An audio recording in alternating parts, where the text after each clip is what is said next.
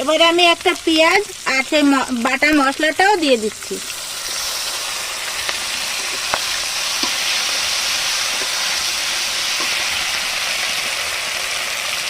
এবার পরিমাণ মতো লবণ আর হলুদ দিয়ে দিচ্ছি।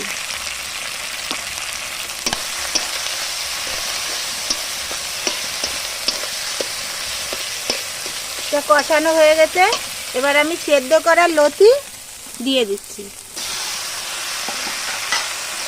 এবার একটু কষিয়ে নেই, তারপরে হালকা একটু জল দেব, তোমাদের দেখাবো।